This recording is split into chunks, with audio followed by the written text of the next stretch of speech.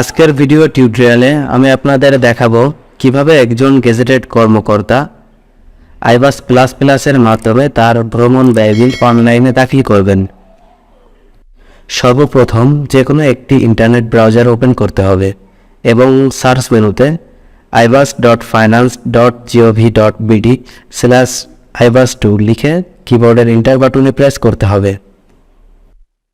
iBAS ওয়েবসাইটটিতে প্রবেশ সম্পন্ন হলে ইউজার আইডি, পাসওয়ার্ড এবং স্ক্রিনে প্রদর্শিত ক্যাপচা এন্ট্রি করতে হবে এবং লগইন বাটনে প্রেস করতে হবে। লগইন সম্পন্ন হলে TA ট্যুর ডায়েরি মেনুতে ক্লিক করতে হবে। তারপর ট্যুর ডায়েরি এন্ট্রি সেলফ মেনুতে ক্লিক করতে হবে। ট্যুর ডায়েরি সেলফ মেনুতে ক্লিক করলে স্বয়ংক্রিয়ভাবে আপনার নাম, অফিস, আপনার পোস্ট, গ্রেড, বেতন স্কেল এবং ক্যাটাগরি দেখতে পাবেন। এবার আমরা ট্যুর ইনফরমেশন মেনু সম্পর্কে জানব। এখানে ট্যুর টাইপ অপশনটিতে ট্রাভেল এবং ট্রান্সফার দুটি অপশন আমরা পেয়ে যাব। ট্রান্সফার মেনু বদলি বিল দাখিলের জন্য ব্যবহার করব এবং ট্রাভেল মেনু বদলি বিল ব্যতীত সকল বিল দাখিলের জন্য ব্যবহার করব।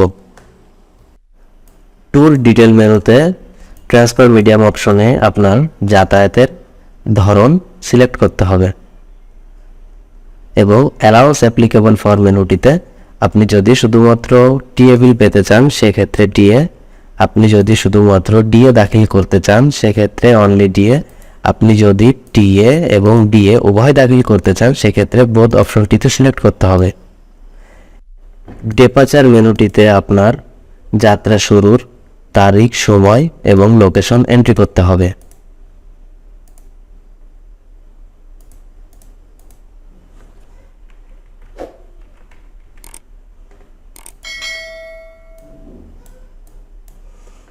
অ্যারাইভাল মেনুটিতে আপনার যাত্রা শেষের তারিখ, সময় এবং লোকেশন এন্ট্রি করতে হবে।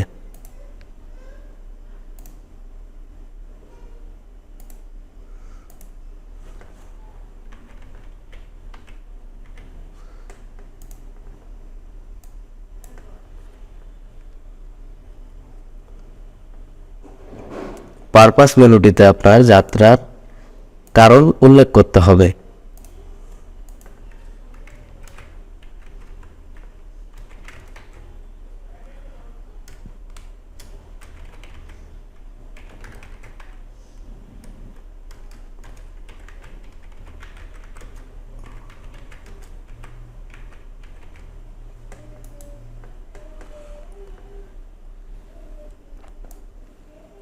সঠিকভাবে সকল তথ্য এন্ট্রি সম্পন্ন হলে অ্যাড বাটনে ক্লিক করতে হবে।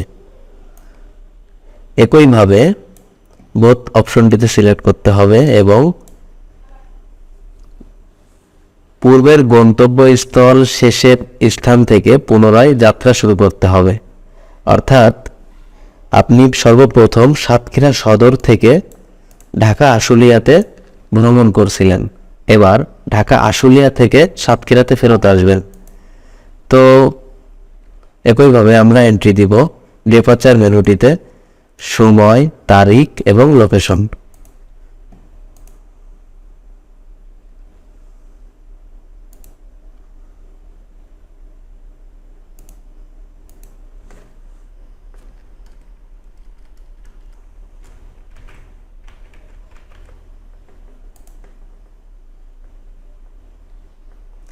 এবং অ্যারাইভাল অপশনটিতে আপনার যাত্রা শেষের তথ্য এন্ট্রি করতে হবে। অর্থাৎ ঢাকা আশুলিয়া থেকে আপনি কোন সময়ে আপনার কর্মস্থলে ফেরত এসেছেন সেই তথ্য এন্ট্রি করতে হবে।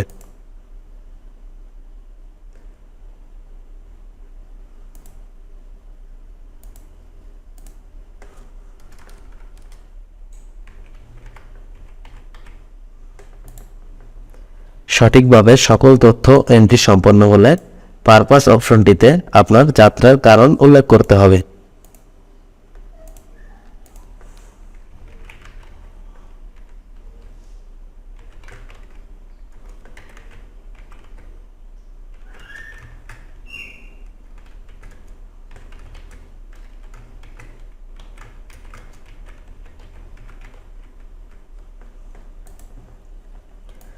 সকল তথ্য সঠিকভাবে এন্ট্রি হলে পুনরায় অ্যাড বাটনে ক্লিক করতে হবে।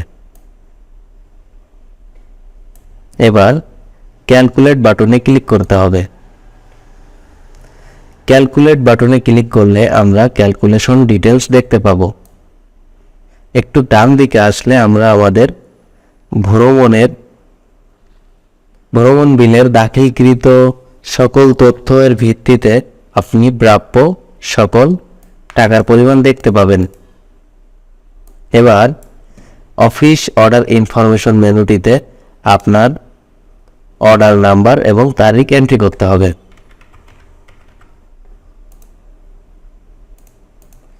সঠিকভাবে অর্ডার নাম্বার এবং তারিখ এন্ট্রি করা হলে আপলোড অফিস অর্ডার অপশনটিতে আপনার ভ্রমণের যাবতীয় তথ্য, যোগদান প্রস্থান, আপনার কোড সার্টিফিকেট, আনুষঙ্গিক যাবতীয় তথ্য পিডিএফ আকারে স্ক্যান করে আপলোড করতে হবে এবং সেভ বাটনে ক্লিক করতে হবে।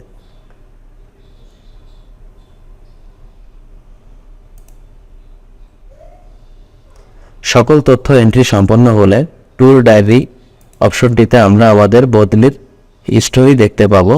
এখানে আমাদের যাবতীয় এন্ট্রিকৃত তথ্য চলে আসবে। বিলটি হিসাব শাখায় প্রেরণের জন্য সেন্ড বাটনে ক্লিক করতে হবে। এভাবে একজন গেজেটেড কর্মকর্তা তার ভ্রমণের বিল অনলাইনে দাখিল করবেন। ধন্যবাদ সকলকে, ভালো থাকবেন।